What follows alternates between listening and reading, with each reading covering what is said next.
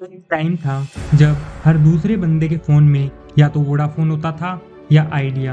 हर जगह ऐड ही add, get idea या जुजू वाले एड्स। लेकिन आज वोडाफ़ोन आइडिया यानी वीआई स्ट्रगल कर रहा है बचने के लिए। ऐसा क्या हुआ कि इतनी बड़ी कंपनी ऑलमोस्ट ख़त्म होने की एज पर आ गई? वोडाफ़ोन एक ब्रिटिश टेलीकॉम कंपनी थी जो इंडिया में अर्बन यूजर्स के बीच काफ़ी पॉपुलर थी। जुजू वाले एड्स ने ब्रांड को क्लासी बनाया था, वहीं आइडिया रूरल इंडिया में स्ट्रॉन्ग था। व्हाट इन आइडिया सर जी जैसे कैंपेन्स ने ब्रांड को लोकल बनाया। दोनों कंपनीज अलग अलग ग्रो कर रही थी और टॉप टेलीकॉम प्लेयर्स में शामिल थी। साल 2016 जियो आया और पूरा गेम ही चेंज कर दिया। फ्री कॉल्स, फ्री इंटरनेट और सुपर चीप डाटा प्लान्स लेके जियो ने पूरे टेलीकॉम सेक्टर को ही हिला दिया। जियो का नेटवर्क 4G रेडी था, टेक्नोलॉजी टॉप क्लास थी और अंबानी के पास पैसों की कोई कमी नहीं थी। वोडाफोन और आइडिया दोनों अलग अलग compete कर रहे थे, पर जियो के सामने टिक नहीं पाए। लोग सिम निकाल के जियो में शिफ्ट होने लगे। देखते देखते यूजर बेस धीरे धीरे गिरता गया। जियो के प्रेशर के बाद वोडाफोन और आइडिया ने 2018 में डिसाइड किया कि अकेले फाइट नहीं कर पाएंगे तो मर्ज कर लेते हैं और बन गया वीआई, वोडाफोन प्लस आइडिया। शुरुआत में लगा कि ये जियो को टक्कर देगा, लेकिन अंदर ही अंदर काफ़ी प्रॉब्लम्स थी। इंटीग्रेशन प्रॉपरली नहीं हो पाया, डिफरेंट सिस्टम, डिफरेंट एम्प्लॉइज और अलग अलग प्रोसेसेस एक साथ एफिशिएंटली काम नहीं कर पाए। लोगों को समझ ही नहीं आया कि वीआई एग्जैक्टली है क्या।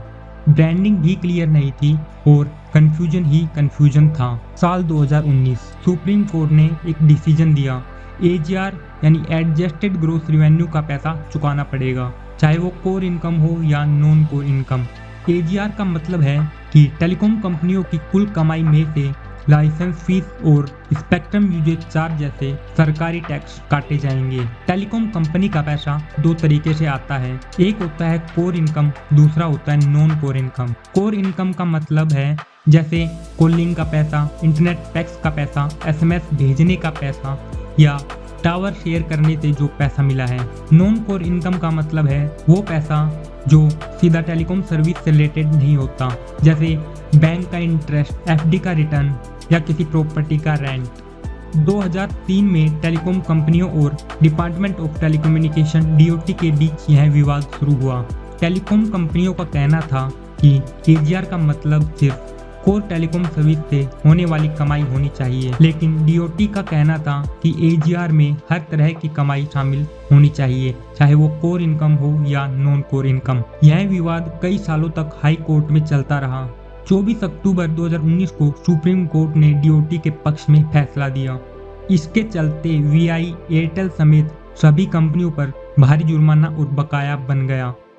वीआई पे लगभग 58,000 करोड़ का बिल आ गया। जियो और एयरटेल पे कम था क्योंकि जियो रिलेटिवली नई कंपनी थी, 2016 में शुरू हुई थी। उनका एजीआर का कैलकुलेशन भी कम था और नॉन कोर इनकम भी कम थी। एयरटेल पर भी बर्डन कम पड़ा क्योंकि एयरटेल ने कई पेमेंट्स पहले ही कर दिए थे और उनका काउंटिंग स्ट्रक्चर वोडाफोन आइडिया के कंपैरिजन में बेटर था, इसलिए इंटरेस्ट और पेनल्टी का बर्डन कम पड़ा। इसके बाद तो वीआई का हाल और खराब हो गया। नए टावर्स लगाना, सर्विस इंप्रूव करना कुछ नहीं हो पाया। वीआई के यूजर्स हर जगह कंप्लेन करते थे, सिग्नल नहीं आता, नेट स्लो है, कॉल ड्रॉप्स होती हैं। कंपनी के पास नए टावर्स के लिए पैसा नहीं था। जियो और एयरटेल फास्ट इंटरनेट और कवरेज में आगे निकल गए। कंपनी का लोन 2 लाख करोड़ तक पहुंच गया।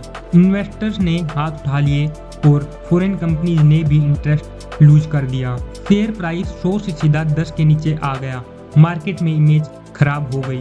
वीआई ने नई एड कैंपेन्स लॉन्च किए, पर जब नेटवर्क ही काम ना करे तो एड क्या करेगा। यूजर बेस 30 करोड़ से घट के 15 करोड़ रह गया। इसके अलावा वीआई का एवरेज रिवेन्यू पर यूजर ARPU भी सबसे कम था। ARPU का मतलब है कि एक कस्टमर से कंपनी को हर महीने कितनी कमाई हो रही है। एक रिपोर्ट के अकॉर्डिंग वीआई का ARPU 140 रुपए है, एयरटेल का ARPU 190 प्लस है और जियो का ARPU 180 प्लस है। वीआई की कॉस्ट इतनी ज़्यादा थी कि 140 में से कुछ बचता ही नहीं था। 2022 में गवर्नमेंट ने वीआई में 33% स्टेक ले लिया। ये एक तरह का रेस्क्यू प्लान था, क्योंकि अगर वीआई बंद होता तो सिर्फ जियो और एयरटेल बचते, जिससे कंपटीशन खत्म हो जाता, लाख्स ऑफ जॉब्स रिस्क में आ जाती, गवर्नमेंट का एजीआर का पैसा भी नहीं मिलता और बैंक्स का लोन भी डूब जाता। इसलिए गवर्नमेंट ने सोचा कि वीआई को थोड़ा टाइम दिया जाए ताकि वो खुद को संभाल सके। पर प्रॉब्लम्स वहीं की वहीं रही, ना नए नेटवर्क्स आए ना नए यूजर्स। 2025 में वीआई के पास सिर्फ 15 करोड़ यूजर्स बचे हैं, 5G लॉन्च भी नहीं हुआ है। एयरटेल और जियो फुल 5G में चले गए। वीआई का सिग्नल कुछ जगह ठीक है, लेकिन मोस्टली इनकंसिस्टेंट है। फ्यूचर अनक्लियर है। क्या वीआई वापस आ सकता है? शायद, पर जब पैसा, लीडरशिप और ट्रस्ट तीनों वापस आए।